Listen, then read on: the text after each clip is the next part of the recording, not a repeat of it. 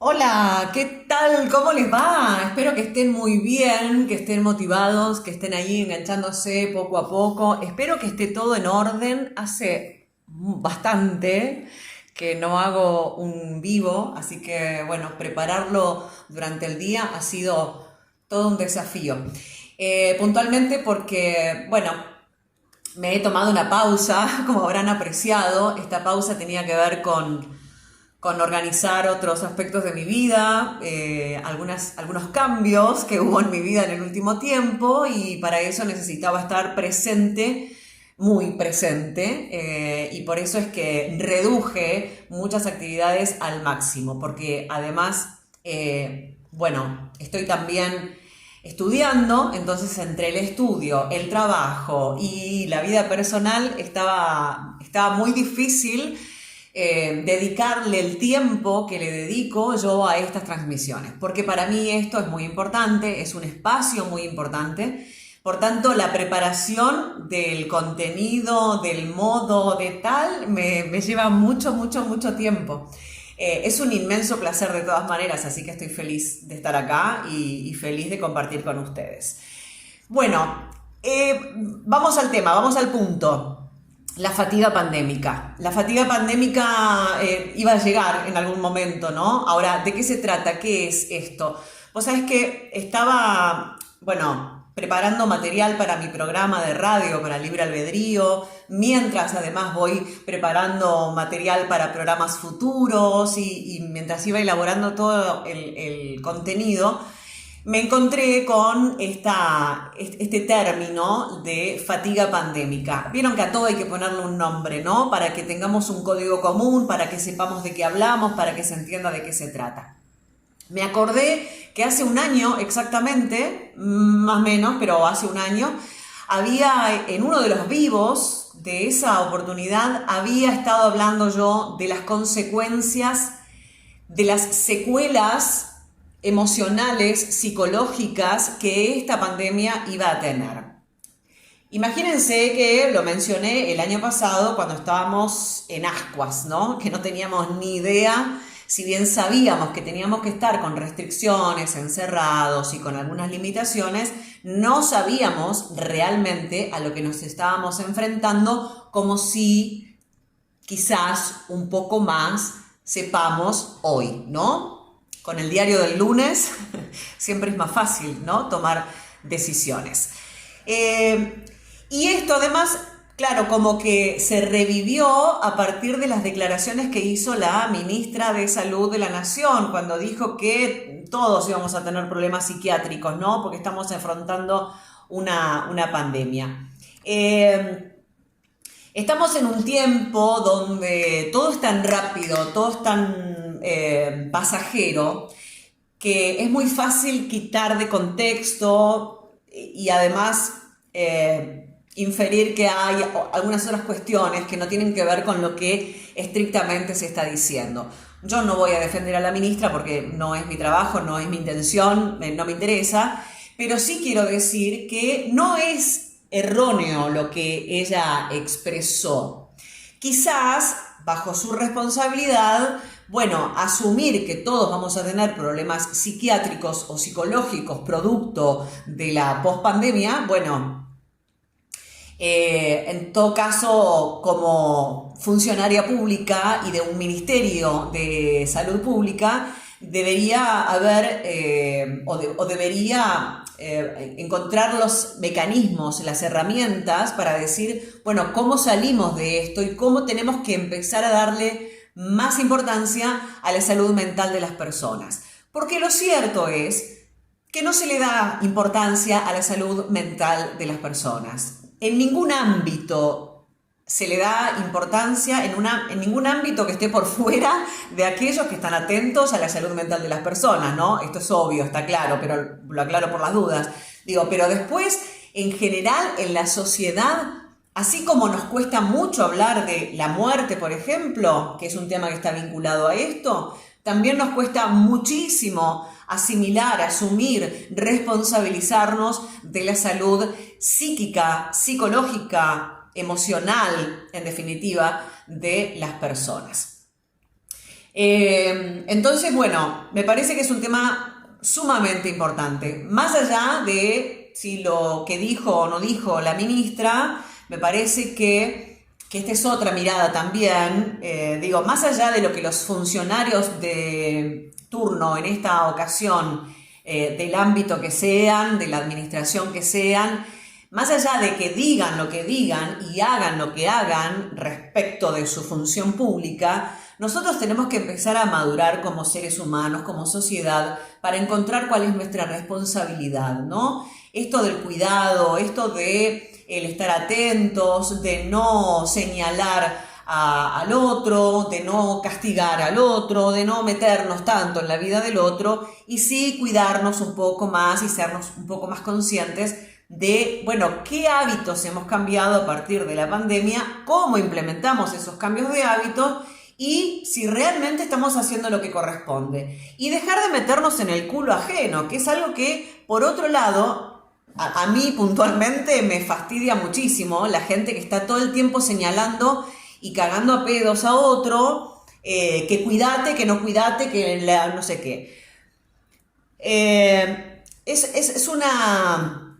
Es infantil esa reacción, ¿no? Esto de creer que el otro no se cuida porque es un capricho, y ponernos en un lugar de yo me cuido, mirá qué seriecito y qué responsable que soy, no está bueno. No está bueno en este contexto, en esta situación. Por supuesto que cada quien hace lo que le parece. Yo simplemente estoy, a partir de esta investigación que hice, a partir de la aplicación de la mirada que yo tengo sobre los temas respecto de la psicología, la sociología, la neurociencia, la espiritualidad, etcétera, etcétera, darles un punto de vista que pueden compartir o no, hay libre albedrío para eso. Bueno, ¿qué es la fatiga pandémica? Este término, fatiga pandémica, que como dije hace un ratito, tenemos que ponerle título a las cosas, nombres, para que sepamos de qué hablamos, como un código, ¿verdad? Las palabras se utilizan para eso, para generar códigos. La Organización Mundial de la Salud, para definir este estado emocional y psicológico de cansancio, de desmotivación, de irritabilidad, de hartazgo por parte de la población, eligió justamente este término, fatiga pandémica, porque es una reacción emocional, psíquica, propia de alguien que se encuentra durante un periodo largo de tiempo con un estado de incertidumbre, de miedo, de enfermedad, de muerte, de falta de definiciones, de falta de confianza, de falta de seguridad, ¿no? Todo esto nos ha cambiado la vida a todos, evidentemente, con esta situación. Todo esto genera este despertar de emociones con las que además no estamos acostumbrados a lidiar. Porque no nos gusta sentir feo, a todos nos gusta sentir bonito. Y todas las emociones que no son alegría, las ocultamos, las escondemos, las camuflamos, las disfrazamos, no nos hacemos cargo.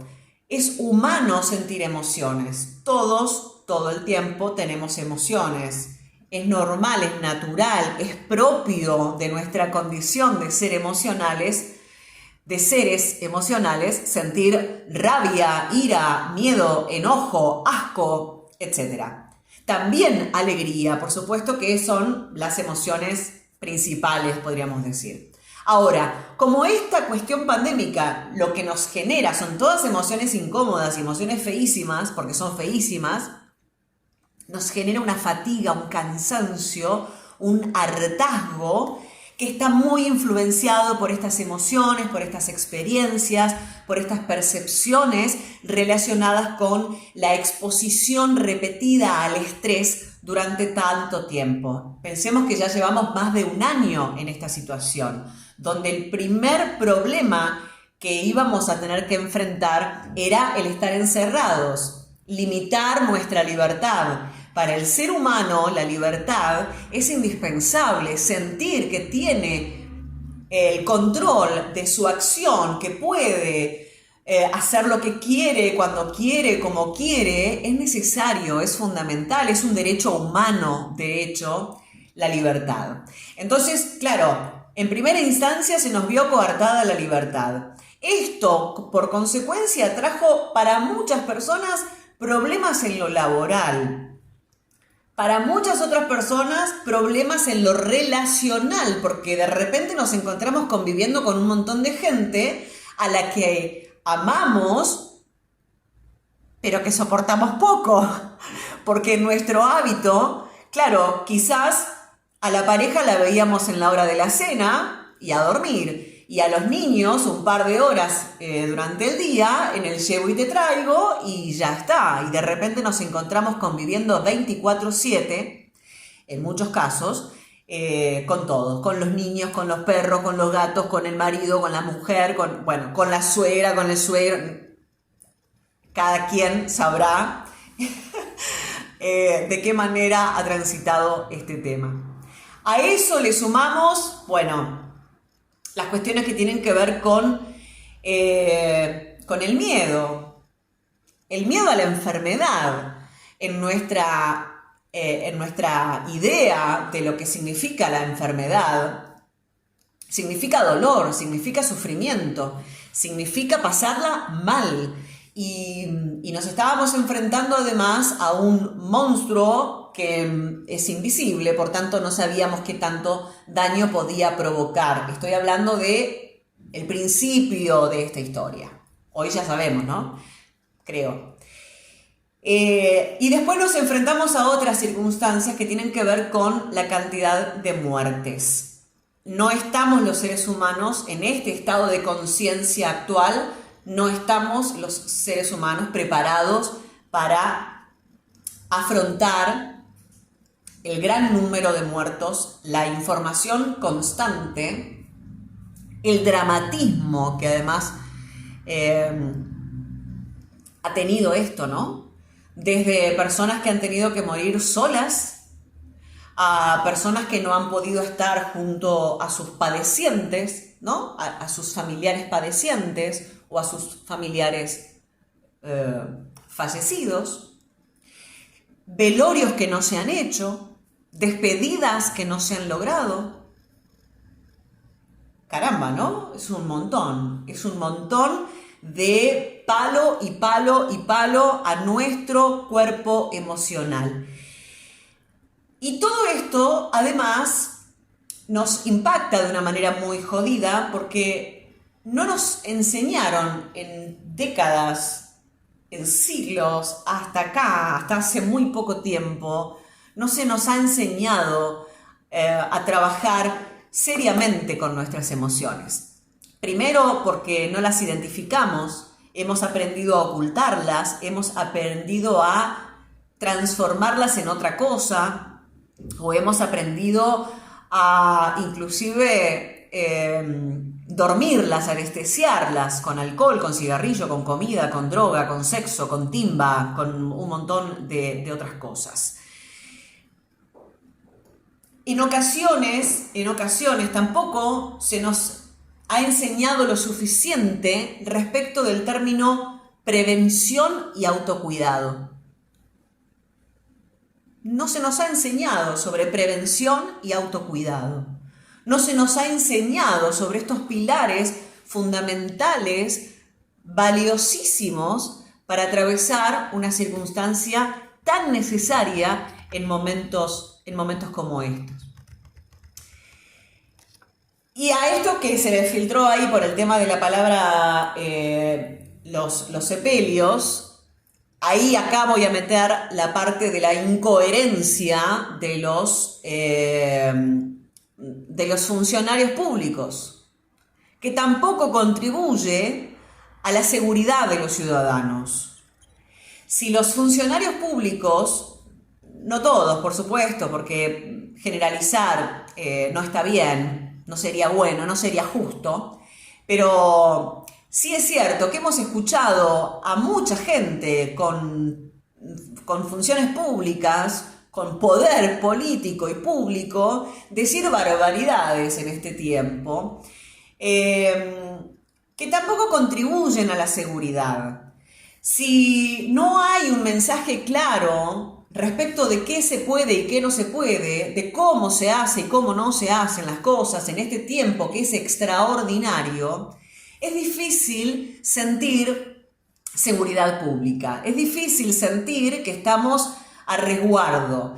Al principio daba la sensación, repito, hace un año atrás, que se tomaban medidas con mayor cabeza fría o con mayor claridad, e inclusive que se daba mensaje puntual y directo. Claro, lo que pasa es que los funcionarios públicos también son personas que tampoco saben manejar sus emociones y su psique. De hecho, muchos de los funcionarios públicos en general tienen ciertos patrones psicológicos un tanto complicados, que bueno, que ya ahí sería otro capítulo, otro libro sería ese.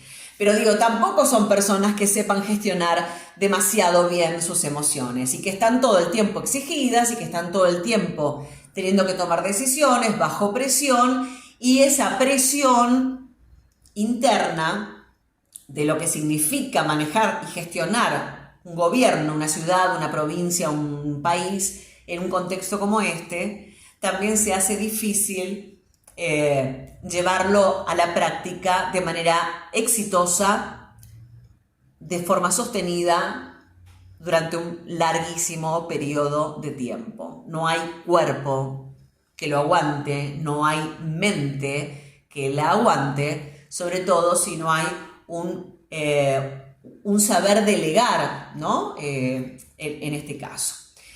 Entonces, todo esto, ¿cómo nos afecta a nosotros, a los ciudadanos? Hay estudios que se han realizado recientemente, algunas investigaciones que han analizado justamente cómo nos está afectando esta situación de crisis sanitaria a diferentes grupos de poblaciones, ¿no? Porque eso también es cierto, no es lo mismo una gran ciudad que un pueblo, que una zona rural, que una zona urbana, ¿no? No es lo mismo. En concreto, un estudio bastante reciente del Instituto de Salud Carlos III muestra que existe un efecto de cansancio de la población española, estoy hablando en este caso. Acá no sé si nos da en Argentina no sé si nos da para censos de este tipo. La verdad, no encontré. El último censo que encontré sobre salud mental de la Argentina es del 2018, creo, 2019. Publicado, abierto, ¿no? Quizás haya personas que puedan encontrar este material en círculos más cerrados y demás. Yo no encontré, pero me voy a Europa, que nosotros siempre vivimos así como, ¿no? Agarraditos de la teta española. Entonces, este estudio lo que refiere es que el efecto de cansancio, de hartazgo de la población está relacionado con puntualmente la información sobre COVID en los medios de comunicación. Y con tal tensión deriva esto en situaciones mucho más complejas. Entonces, además, según este estudio, las consecuencias psicológicas del COVID-19 y del confinamiento sobre todo, realizado esto por diferentes universidades españolas, repito, han detectado que un 45,7% de los encuestados dijo haber vivido un incremento en su malestar psicológico. En criollo, un 45,7% de los encuestados dijo que durante este tiempo han tenido algún desequilibrio, algún malestar psicológico. Existen muchos aspectos por los cuales se da esta fatiga pandémica, ¿no? Algunos ya dije, pero como confirman los expertos, uno de los factores, y mirá qué curioso, ¿no? Pero uno de los factores es el efecto de habituación. ¿Qué significa? Nos acostumbramos, porque el ser humano tiende a acostumbrarse. el ser humano, y acá nos vamos a meter un poco más con el tema del cerebro, quizás haya una cuestión seguramente biológica y antropológica y tal, que es mucho más relacionada a la historia del ser humano, que significa que nuestro cerebro, para poder sobrevivir puntualmente, tiene algunos rasgos, es decir, desarrolla algunas condiciones que nos permitan seguir vivos, para preservarnos. Uno de esos factores es el efecto de la habituación. Uno se acostumbra para poder sobrevivir. Es una especie de adaptabilidad. ¿Se acuerdan, no? De Darwin. Bueno, uno se adapta. Uno para sobrevivir no tiene que ser más fuerte, tiene que poder adaptarse. Y para poder adaptarnos decimos, bueno, ya está, esto es lo que hay, vamos a tener de esto para rato, ya sabemos cómo es la movida, ya sabemos que sí, que no.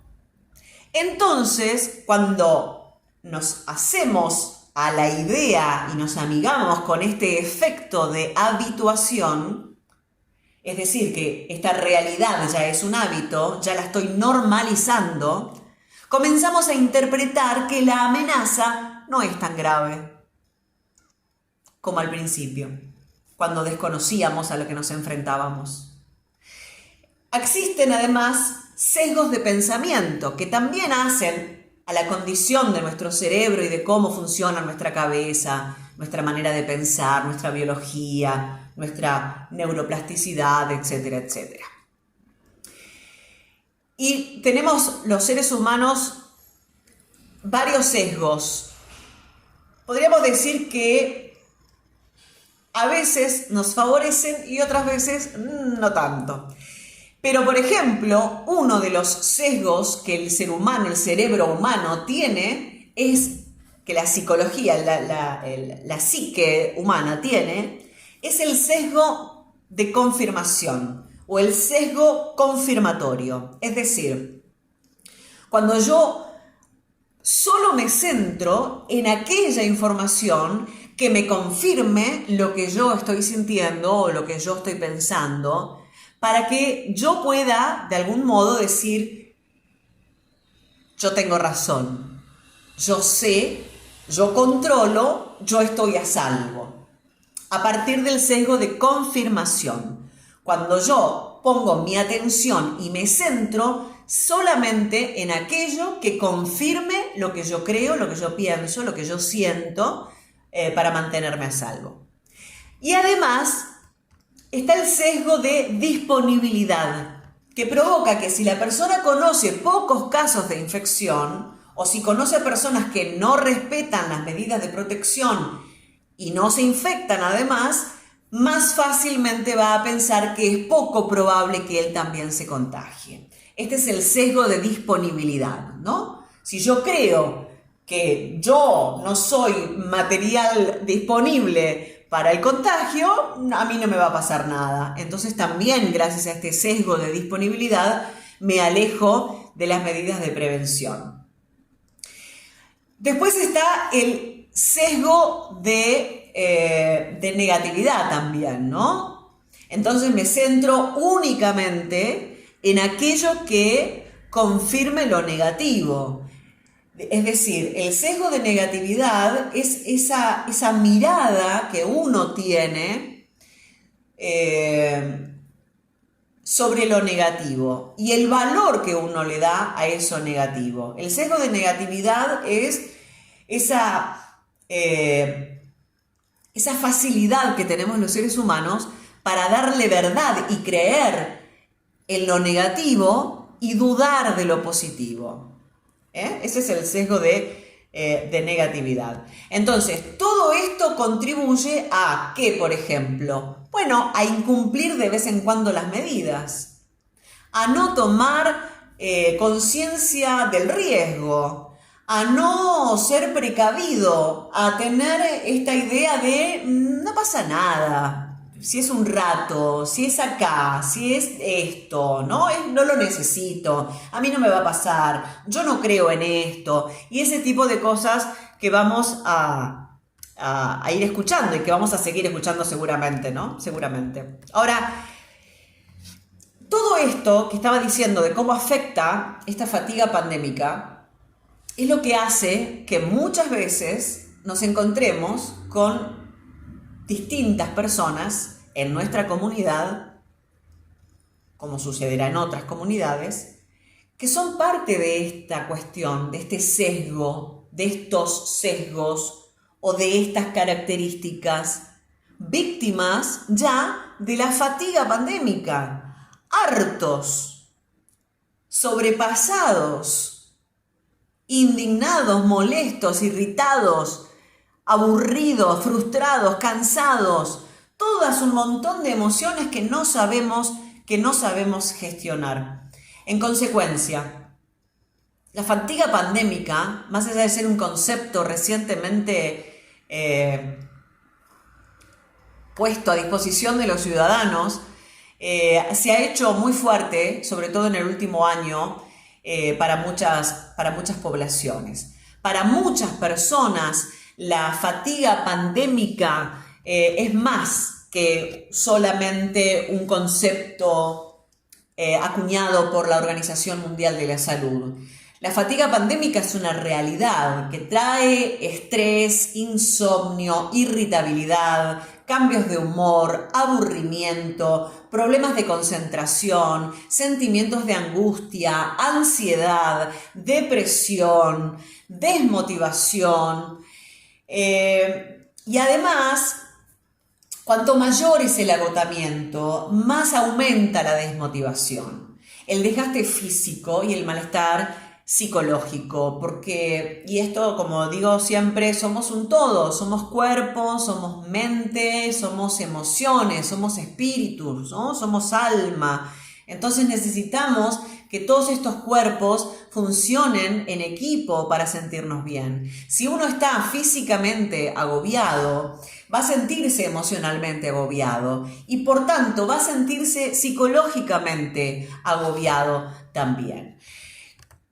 Ahora, lo otro es que no sabemos cuánto tiempo va a durar, ¿no? Esto, la verdad es que hasta acá, el año pasado atravesamos un tipo de duda, de incertidumbre, hoy nos encontramos con otro tipo de incertidumbre, pero lo cierto es que al comienzo de esta crisis sanitaria, las personas contábamos con nuestros mecanismos naturales de adaptación al estrés. Pero cuando las circunstancias externas se prolongan en el tiempo y reina la incertidumbre, como está ocurriendo en este momento, resulta difícil que uno pueda sostener justamente esos mecanismos que tiene aprendidos, ¿no? Entonces, bueno, se produce lo que se denomina los últimos kilómetros del viaje. ¿Viste cuando llegamos? ¿No? ¿Cuánto falta? ¿Cuánto falta? Bueno, estamos todavía ahí, estamos ahí, ¿no? Estamos acá. Nosotros, por lo menos, nos toca todavía enfrentar el invierno. No voy a hablar de situaciones que no manejo, claramente, no me interesa, no es mi rol, no es mi función, pero sí es cierto, por haber hablado con algunos médicos y demás, que hay que pasar el invierno, ¿no? Como ya hemos dicho en algunas otras oportunidades. Va a aparecer este último tramo, seguramente que es de un ritmo más lento de lo deseado. Vamos a sentirnos que las medidas de seguridad y las restricciones a veces son incómodas y nos limitan y otras veces nos dan un poco más de seguridad.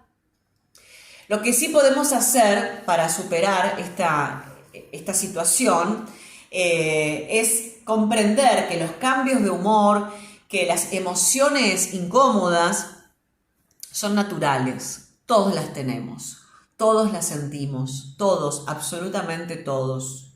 Todos los seres humanos tenemos todas las emociones. Por lo tanto, no hay que reprimirlas, porque reprimir las emociones significa implotar. ¿Ok? Si explotamos, les hacemos daño a otros y nos hacemos daño a nosotros. Y si implotamos, nos hacemos daño a nosotros y por consecuencia también a otros. Entonces es lo mismo. No hay que reprimir las emociones.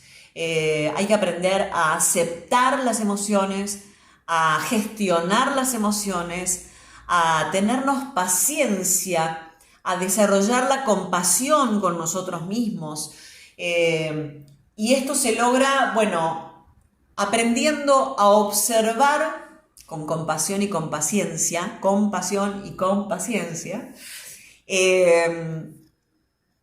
nos estamos sintiendo. Aprender a observarnos. Por un rato, por un momento, dejar de estar tan pendientes del afuera, tan atentos a lo que ocurre afuera, con las noticias, con lo que dicen, con lo que hacen, con si el vecino usa barbijo o no usa barbijo, si se lava las manos o no se lava las manos, si se cuida o no se cuida. Dejemos de estar detrás del culo ajeno y pongamos un poco más de atención a nuestra salud mental, emocional y física. Y para eso, bueno, observémonos a ver qué tanto estamos sintiendo, de qué manera estamos sintiendo y cómo podemos transformar esas emociones o pensamientos negativos en positivos. Esto puede ayudarnos como parte del autocontrol, de la respiración, la relajación, la meditación, el yoga, salir a correr, qué sé yo, ustedes sabrán, a cada quien le gusta lo que le gusta y está buenísimo. Y ahora les voy a dar así como algunos tips para gestionar el estrés, como para ir cerrando. Porque es necesario, ¿no? Encontrar esta pausa en la no pausa además. ¿Por qué digo esto de la no pausa? Porque además en este tiempo nos ha cambiado mucho la manera de vivir, de trabajar, de relacionarnos, ¿no? Más o menos a todos nos ha cambiado un tanto la vida. Entonces reaprender, ¿no? Reaprender a funcionar. Si estamos con teletrabajo, por ejemplo, bueno, aprender a separar cuál es el momento de trabajo y cuál es el momento de ocio.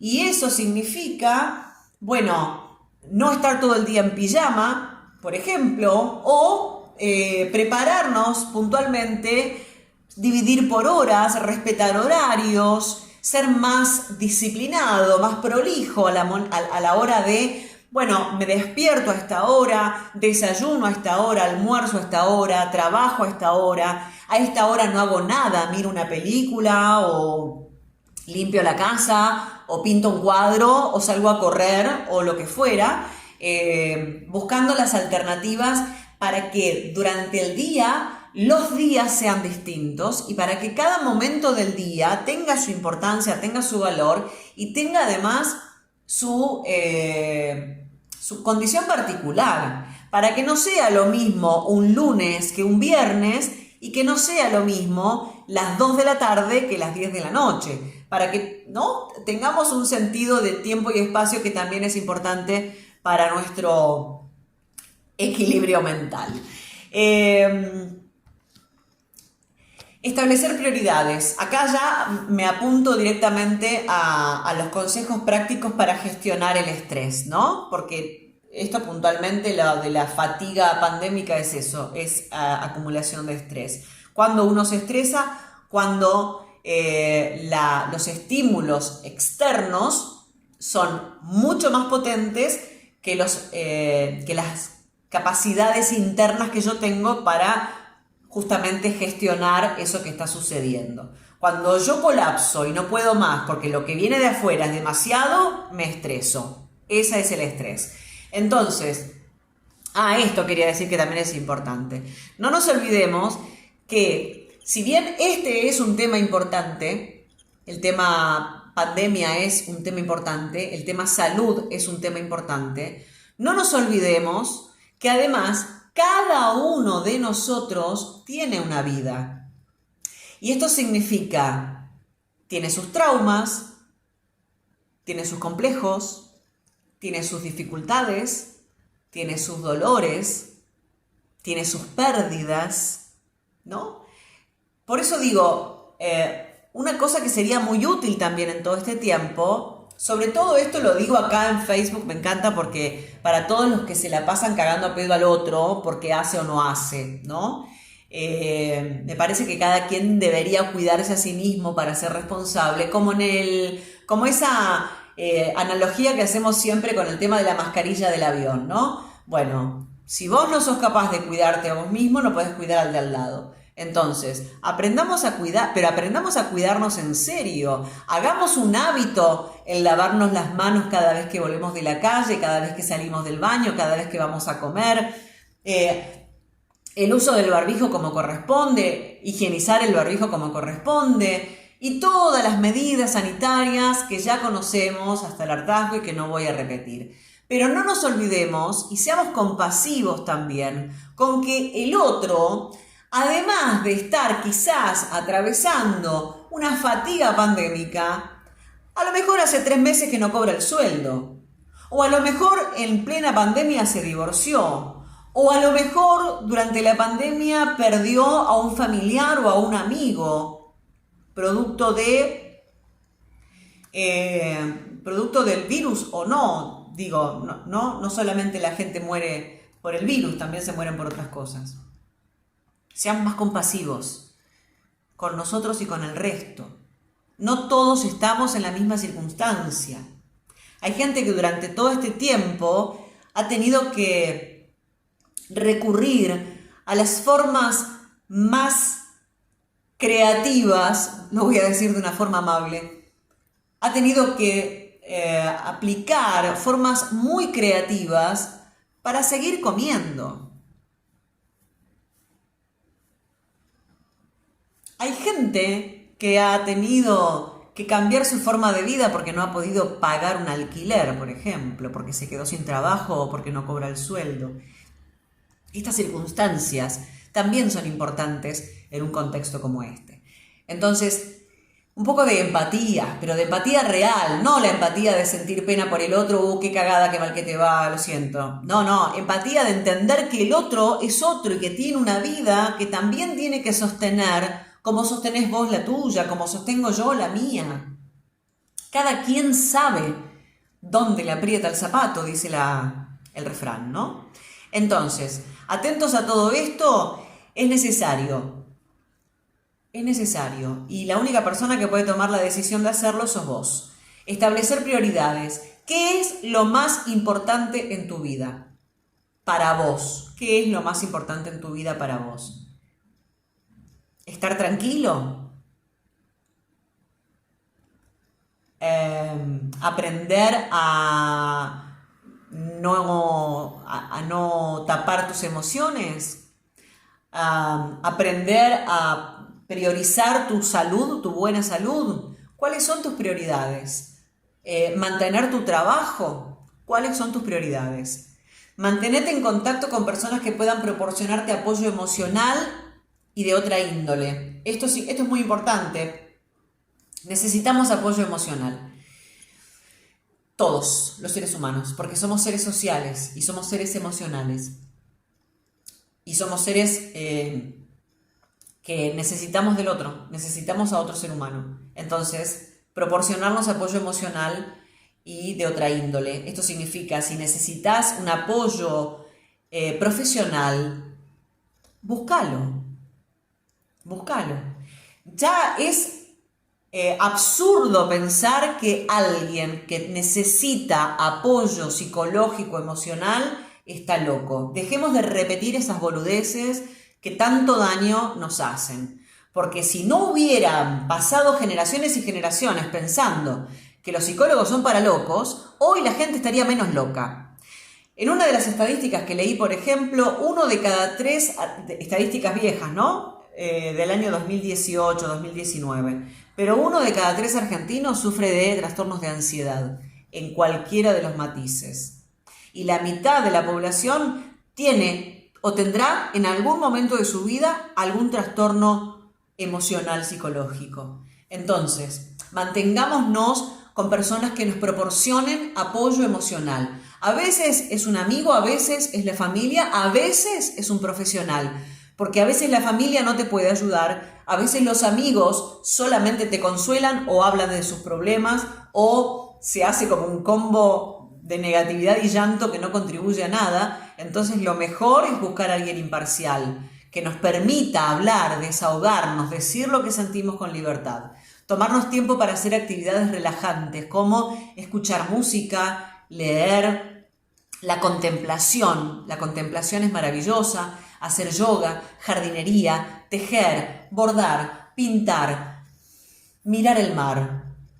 Buscar un momento del día para la contemplación, para buscar ese momento de paz, de calma, donde uno pueda observar si está pensando de forma negativa, si está contribuyendo de alguna manera con pensamientos negativos a cargar en esa fatiga pandémica. Evitar pensar obsesivamente en los problemas.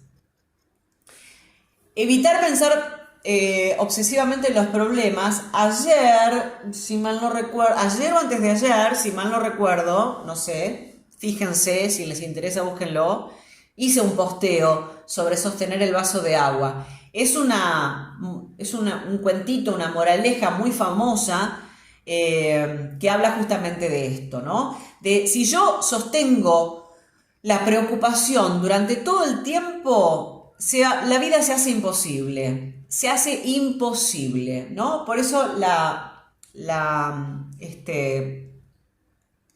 analogía era con sostener un vaso de agua. Si yo sostengo un vaso de agua un ratito, no pasa nada. Si lo sostengo un rato largo, me va a empezar a doler el brazo, ¿no? Se me va a calambrar, se me va a dormir.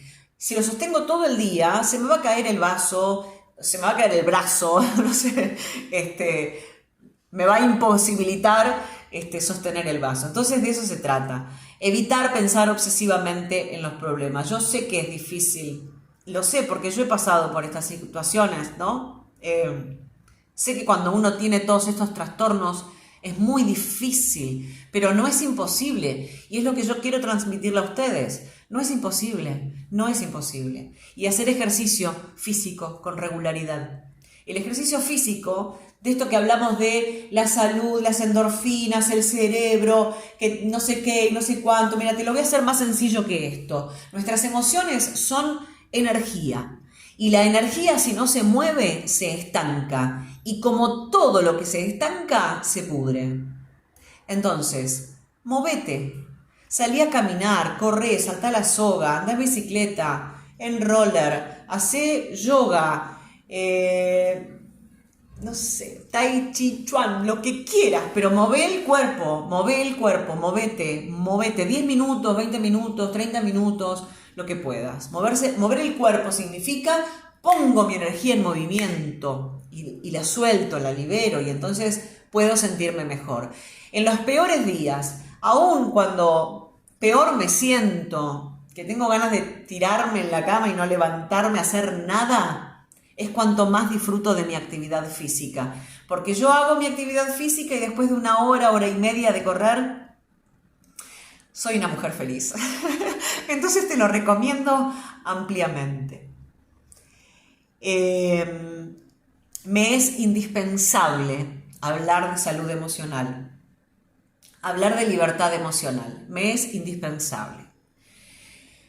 Fundamentalmente porque durante muchos años de mi vida fui víctima de mi ansiedad, de un patrón ansioso. Y solo quienes tienen o han tenido un patrón ansioso, ataques de pánico y tal, van a entender de qué estoy hablando.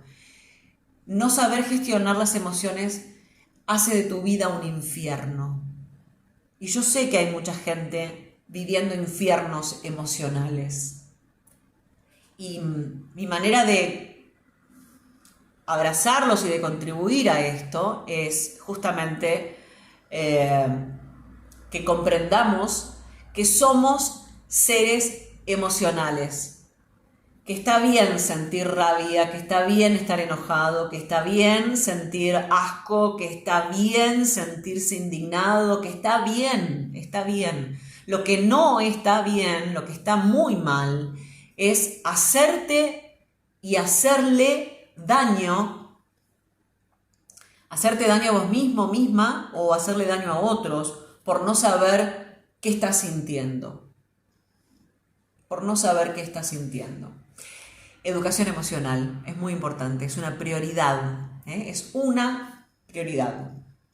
Esa es una prioridad. En mi vida es una prioridad. Mis emociones, gestionar mis emociones, la libertad emocional, la educación emocional, y todos podemos hacerlo, absolutamente todos.